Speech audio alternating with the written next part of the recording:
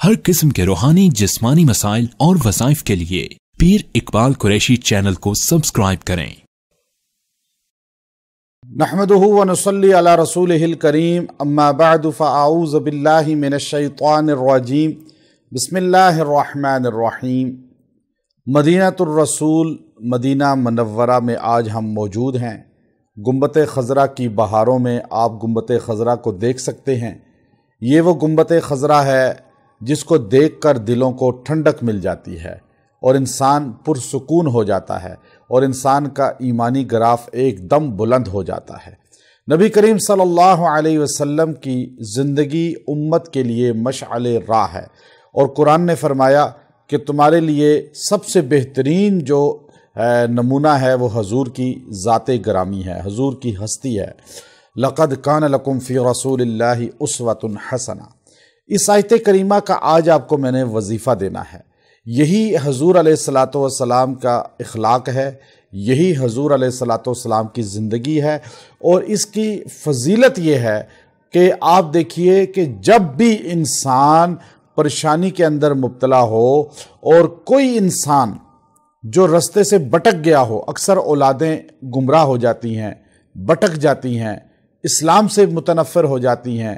اور قرآن و سنت کو پس پش ڈال دیتی ہیں۔ بہت سے مرد اور خواتین اس چیز پر وویلا کرتے ہیں، روتے ہیں کہ ہماری اولادیں دین سے ہٹ گئی ہیں، قرآن سے ہٹ گئی ہیں، ہماری اولادیں جو ہے اسلام سے بیزار ہو چکی ہیں اور وہ کفر کی طرف چلی گئی ہیں۔ جب آپ اپنے بچوں کے لیے اس کو ہمیشہ پڑھیں گے، اور ترتیب ہے بڑی خاص۔ حضرت مولانا عبد الماجد دریا آبادی نور اللہ مرقدہ علی گڑھ کے بڑے علماء میں سے تھے، اور وہاں علی گڑھ کے بڑے اسٹوڈنٹس میں آپ کا شمار ہوتا تھا، اور آپ جب علی گڑھ میں داخل ہوئے تو آپ نیچری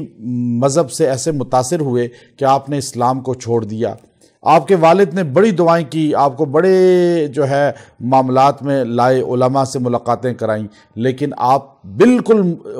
علماء سے متاثر نہیں ہوئے، بلکہ مقابلہ کرتے تھے، بحث کرتے تھے، اور آخر میں آپ کے والد جب عاجز آ گئے تو کہنے لگے کہ اب میں جا کے تمہیں رسول اللہ کے روزے پہ ہی مانگوں گا اللہ سے۔ اور وہاں سے آپ نے سفر حج کا ارادہ کیا، اور وہاں سے سفر کرتے کرتے بحری جہاز کا سفر تھا، یہاں جدہ پہنچے، پھر وہاں سے مکہ گئے، حج کیا، اور اس کے بعد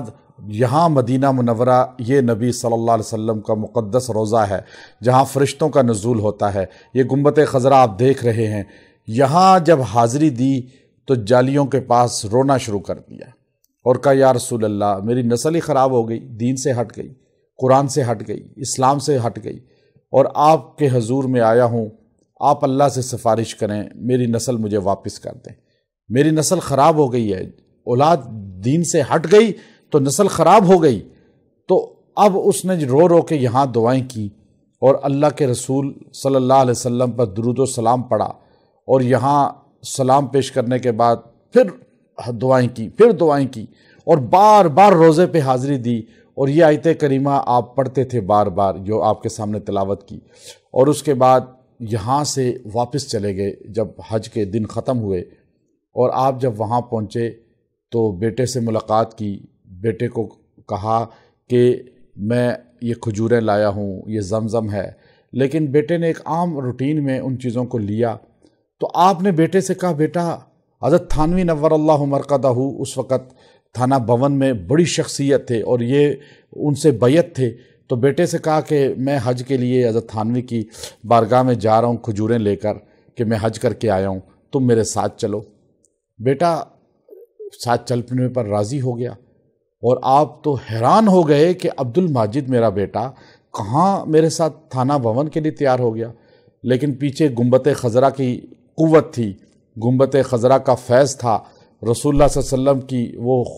آپ پر نظر شفقت تھی کہ آپ بیٹے کے ساتھ تھانہ بھون گئے۔ وہ اللہ کا ولی حضرت تھانوی نور اللہ مرقدہ جب ان کی خدمت میں یہ پہنچے